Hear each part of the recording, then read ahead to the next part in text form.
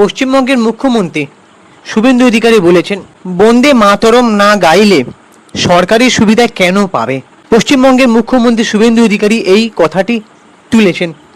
পশ্চিমবঙ্গের মুখ্যমন্ত্রী শুভেন্দু অধিকারী মানে বর্তমান মুখ্যমন্ত্রী বন্দে মাতরম না গাইলে সরকারি সুবিধা কেন পাবে, এই মন্তব্যটি নিয়ে একটি নিরপেক্ষ গভীর তথ্য সমৃদ্ধ আমি আলোচনা করব। সাধারণ মানুষের দৃষ্টিভঙ্গির বিষয় থেকে আমি পুরো ব্যাপারটাকে আলোচনা করব। তোমরা প্লিজ আমাদের চ্যানেলটাকে সাবস্ক্রাইব করে দাও, ভিডিওটাকে একটা লাইক দাও এবং পুরো ভিডিওটা স্কিপ না করে দেখো। সম্প্রতি পশ্চিমবঙ্গের রাজনৈতিক মহলে একটা বড় বিতর্ক দানা বেঁধেছে। নন্দীগ্রামের একটি জনকল্যাণ শিবির থেকে রাজ্যের মুখ্যমন্ত্রী শুভেন্দু অধিকারী একটি বড় প্রশ্ন তুলেছেন। সেটা হচ্ছে, তিনি বলেছেন যে যেসব শিক্ষা প্রতিষ্ঠানে বন্দে মাতরম বা জাতীয় সঙ্গীত গাওয়া হয় না, সেখানকার পড়ুয়ারা বা তাদের পরিবার কেন সরকারি সুযোগ সুবিধা পাবে? এই মন্তব্যটি সামনে আসার পর সমাজ মাধ্যম, সোশ্যাল মিডিয়া এবং রাজনৈতিক মহলে শুরু হয়েছে তুমুল বিতর্ক। আজকের ভিডিওতে আমরা কোনো রকম রাজনৈতিক দলের পক্ষ না নিয়ে একজন সাধারণ নাগরিক হিসাবে এই মন্তব্যের আসল সত্যিটা বোঝার চেষ্টা করব। এর ভালো দিক কি আর মানুষের জন্য এর খারাপ বা চিন্তার দিকটাই কি, পুরো তথ্য জানতে আমাদের এই ইনফরমেটিভ ভিডিওটা বা অ্যানালিসিস তথা বিশ্লেষণপূর্বক ভিডিওটা তোমাদের দেখতে হবে পুরোটা। প্রথমে আসা যাক যে মুখ্যমন্ত্রী শুভেন্দু অধিকারী ঠিক কী বলেছিলেন। তিনি বলেছিলেন নন্দীগ্রামের সভায়, মুখ্যমন্ত্রী শুভেন্দু অধিকারী তিনি অভিযোগ করেন যে অনেকে তাদের সন্তানদের এমন কিছু প্রতিষ্ঠানে পাঠাচ্ছেন যেখানে জাতীয় সঙ্গীত বা বন্দে মাতরম গাওয়া হয় না। পাশাপাশি তিনি বাংলাদেশ থেকে আসা অবৈধ অনুপ্রবেশকারীদের রুখতে এবং সরকারি ভাতার অপব্যবহার রুখতে কড়া নজরদারির কথাও বলেছেন। একই মঞ্চ থেকে তিনি অন্নপূর্ণা ভাণ্ডার প্রকল্পের টাকা দেওয়া এবং কাজের দিন 125 মানে 100 দিনের কাজের পরিবর্তে 125 দিনের কাজের কথার মতো ইতিবাচক ঘোষণাও করেছেন। কিন্তু সব আলোচনাকে ছাপিয়ে সামনে চলে এসেছে এই দেশপ্রেম বনাম সরকারি সুবিধার বিতর্ক। প্রথমেই দেখা যাক যে মন্তব্যের পিছনে ঠিক কী ইতিবাচক যুক্তি থাকতে পারে। যেমন এই মন্তব্যটি, আমি কোন মন্তব্যটার কথা বলছি, সেটা হচ্ছে দেশপ্রেম বনাম সরকারি সুযোগ সুবিধা। মানে বন্দে মাতরম বা জাতীয় সঙ্গীত না গাওয়া হলে তারা কেন সরকারি সুযোগ সুবিধা পাবে, এই প্রশ্নটা মুখ্যমন্ত্রী শুভেন্দু অধিকারী যখন তুলেছেন, সেই মন্তব্যের ইতিবাচক দিক ওর দেশপ্রেম। দেখো, বন্দে মাতরম শুধু একটি গান নয়, বন্দে মাতরম এটি আমাদের স্বাধীনতা সংগ্রামের মূল মন্ত্র ছিল, ইভেন এখনও আছে। সমর্থকদের মতে যারা ভারতের নাগরিক হিসাবে সমস্ত সরকারি সুযোগ সুবিধা ভোগ করছেন, দেশের জাতীয় প্রতীক এবং জাতীয় সঙ্গীতের প্রতি তাদের ন্যূনতম সম্মান থাকাটা উচিত বলে আমার মনে হয়। দ্বিতীয়, অনুপ্রবেশকারী এবং জালিয়াতি রোখা। দেখো, মুখ্যমন্ত্রী শুভেন্দু অধিকারী একটার পর একটা যে পদক্ষেপ নিয়েছেন, তার মধ্যে মুখ্যমন্ত্রী শুভেন্দু অধিকারী তিনি তার ভাষণে স্পষ্ট করেছেন যে বাংলাদেশ থেকে অবৈধভাবে এসে যারা রাজ্যের সরকারি খয়রাতির সুবিধা নিচ্ছেন তাদের চিহ্নিত করা জরুরি। জাতীয় সঙ্গীত বা বন্দে মাতরমের বাধ্যবাধকতা থাকলে প্রকৃত নাগরিক আর অনুপ্রবেশকারীদের তফাৎ করা সহজ হতে পারে বলে অনেকে মনে করছেন। তবে এখানে আমি আসছি এক এক করে যে এর নেতিবাচক দিকটা ঠিক কী। শিক্ষা ব্যবস্থার একীকরণ পয়েন্টটা নিয়ে যদি কথা বলি, সব স্কুলে যদি জাতীয় সঙ্গীত বা জাতীয় গান বাধ্যতামূলক করা হয়, তবে ছোট থেকে শিশুর মধ্যে বৈষম্য ভুলে দেশের প্রতি একাত্মতা তৈরি হবে। এটা অত্যন্ত জরুরি যে দেশের প্রতি প্রেম, দেশের প্রতি ভালোবাসা সেটা ছোট থেকেই শেখানো হবে। এটা একটা ইতিবাচক দিক। এবারে চিন্তার বিষয় যে নেতিবাচক দিকগুলো নিয়ে, সাধারণ মানে কয়েনের উল্টো পিঠ নিয়ে যদি কথা বলি, সাধারণ মানুষের চোখে এই মন্তব্যের নেতিবাচক বা আশঙ্কাজনক দিকগুলো কি? অধিকার বনাম শর্ত। আমাদের সংবিধানে একজন নাগরিকের মৌলিক চাহিদা যেমন খাদ্য, শিক্ষা, স্বাস্থ্য নিশ্চিত করার কথা বলা হয়েছে। সরকারি প্রকল্প যেমন রেশন, শিক্ষা বা সামাজিক ভাতা কোনো দয়া নয়, এটি জনগণের ট্যাক্সের টাকায় চলা তাদের প্রাপ্য অধিকার। দেশপ্রেমের কোনো পরীক্ষা দিয়ে এই অধিকার যে পেতেই হবে এমন শর্তে গরিব মানুষের বেঁচে থাকার লড়াইকে আরও কঠিন করে তুলতে পারে। এটা আমি কোনো অনুপ্রবেশকারী বা অবৈধ যারা ভাবে সরকারি সুবিধা নিয়ে থাকে তাদের ক্ষেত্রে বলছি না। কিছু গরিব মানুষ তারা শুধুমাত্র একটাই জিনিস বোঝে, একটাই ধর্ম, একটাই দেশপ্রেম বোঝে, যে তাদের কিভাবে পরের দিন সকালে উঠে হাড় ভাঙা খাটুনির মাধ্যমে ইনকাম করতে হবে। তারা কোনো শর্ত বোঝে না, এটাই আমি বলতে চাইছি। এবারে শিশুদের শিক্ষার ওপর প্রভাব নিয়ে যদি কথা বলি, যদি কোনো স্কুল বা মাদ্রাসায় নিয়ম লঙ্ঘনের জন্য সরকারি সুবিধা যেমন মিড ডে মিল বা কন্যাশ্রী বন্ধ করে দেওয়া হয়, তবে শাস্তি পাবে নিষ্পাপ শিশুরা। এর ফলে স্কুল ছুট পড়ুয়ার সংখ্যা বাড়তে পারে, যা রাজ্যের শিক্ষার হারের জন্য অত্যন্ত ক্ষতিকর।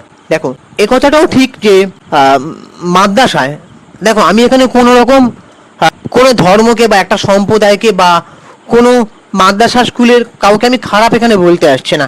আমি এটাই বলতে চাইছি যে এক একটা জায়গায় মাদ্রাসা স্কুলে বা শিক্ষা প্রতিষ্ঠানে সেখানে কিন্তু প্রকৃত দেশপ্রেম অনেক সময় শেখানো হয় না। মানে আমাদের ভারতের কথা বলছি, সেখানে বন্দে মাতরম জাতীয় সঙ্গীত গাইতে হবে এটা কিন্তু বলা হয় না।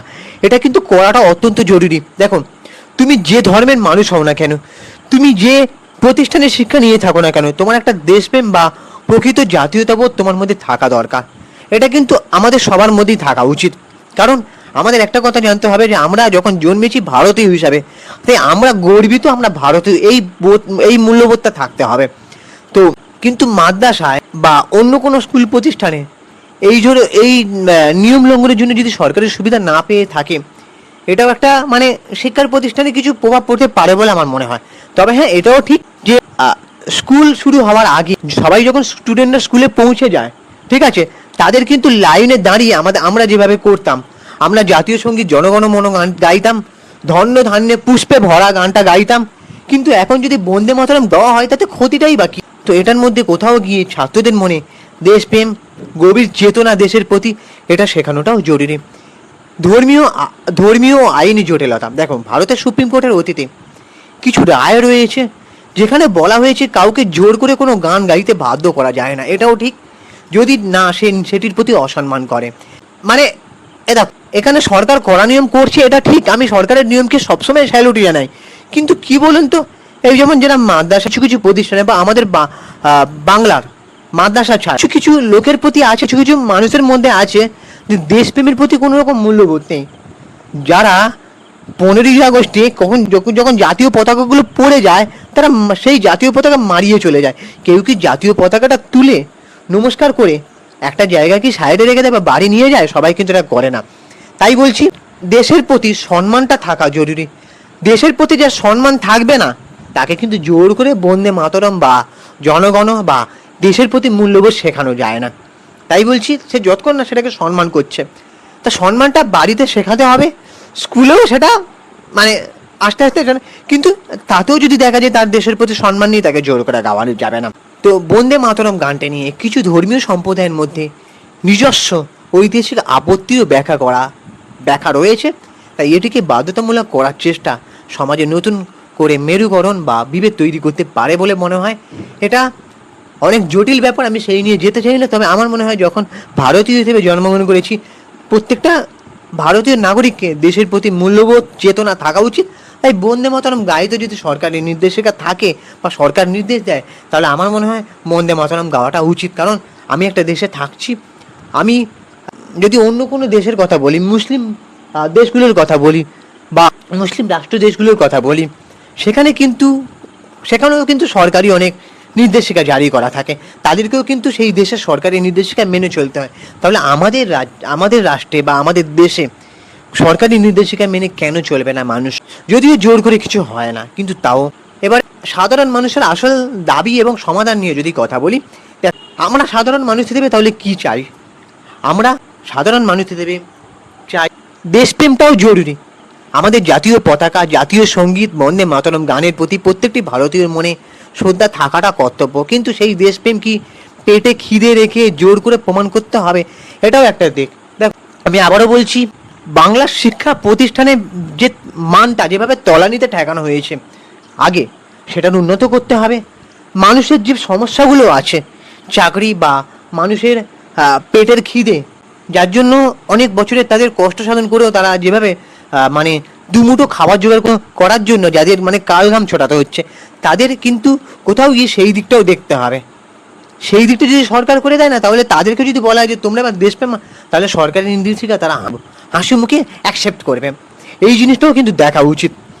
সাধারণ মানুষের দাবি খুব স্পষ্ট, সেটা হচ্ছে সরকারি সুযোগ সুবিধা দেওয়ার ক্ষেত্রে একমাত্র মাপকাঠি হওয়া উচিত মানুষের অর্থনৈতিক যোগ্যতা ও নাগরিকত্ব কোনো রাজনৈতিক বা ধর্মীয় শর্ত নয়।